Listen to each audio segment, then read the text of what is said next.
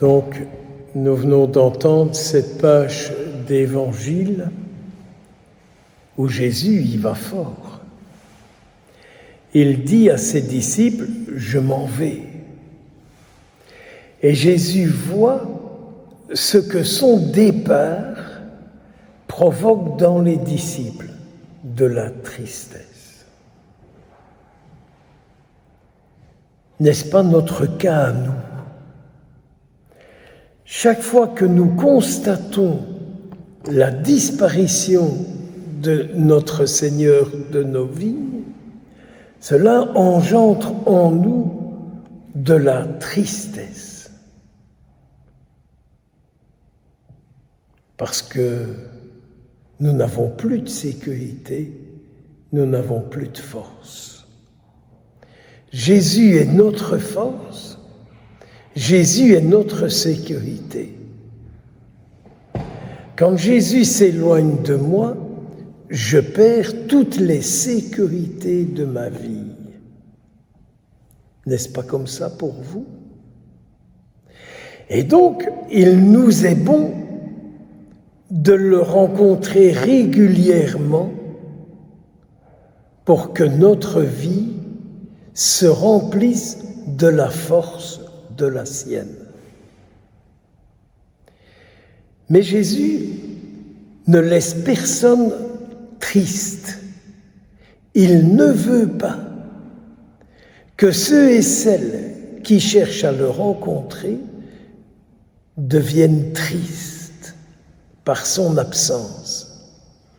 Et il dit, je vais vous envoyer celui qui sera votre défenseur et qui vous rendra fort.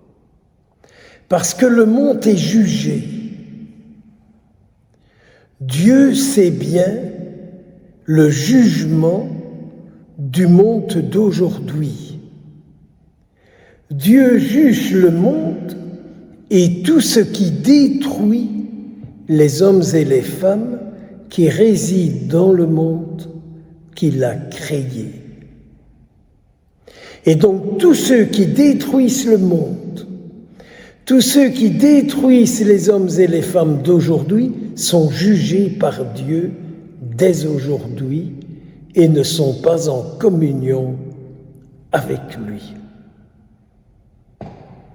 Le monde est jugé, mais vous, je resterai toujours avec vous parce qu'il y a un défenseur que je vais vous envoyer.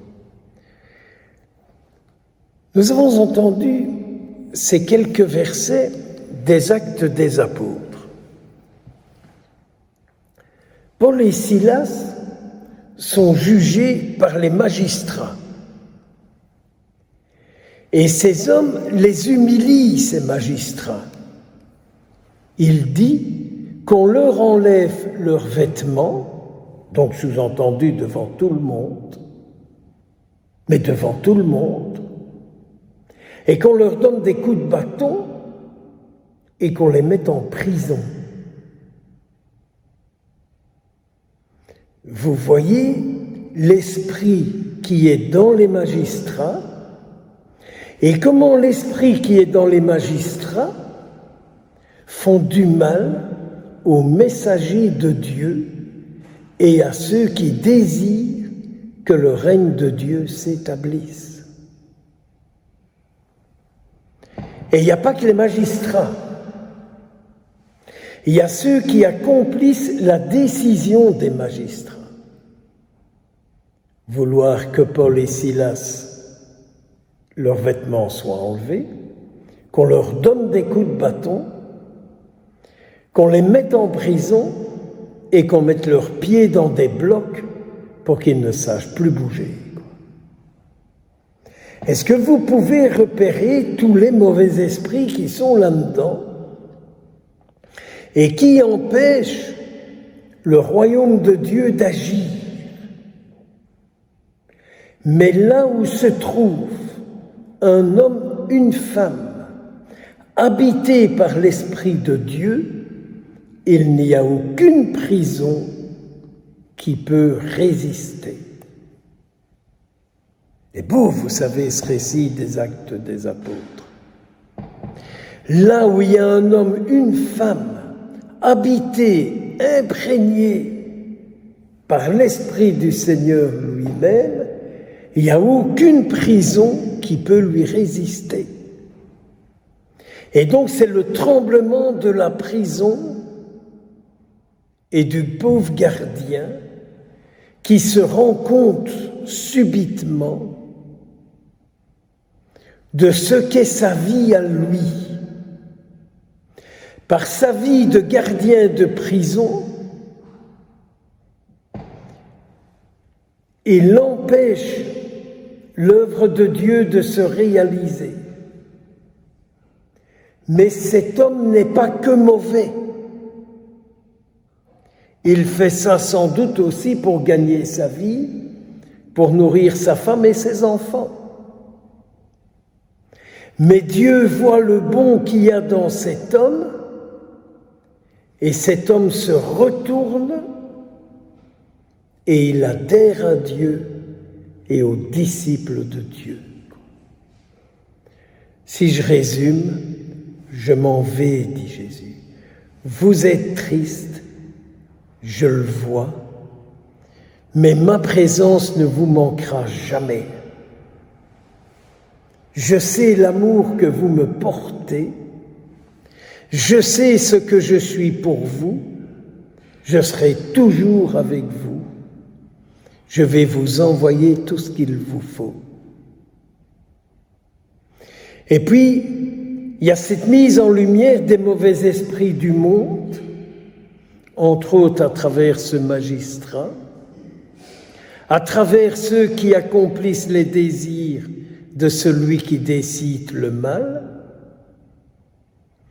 mais il y a l'expérience profonde de ce que produit le Christ en ceux qui le vivent et en qui il habite. Tout tremble, et lorsque ce pauvre gardien est là, c'est pour lui une occasion de renouer sa vie avec le Dieu qui l'a créé et qui veut être tout le temps avec lui. Car Dieu cherche à être tout le temps avec chaque homme et avec chaque femme. Que le Seigneur vous comble de bénédictions. Que la Vierge Marie soit auprès de vous.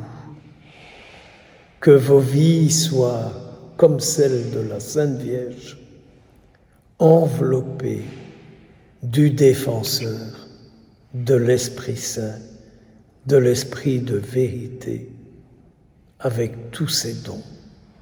Amen.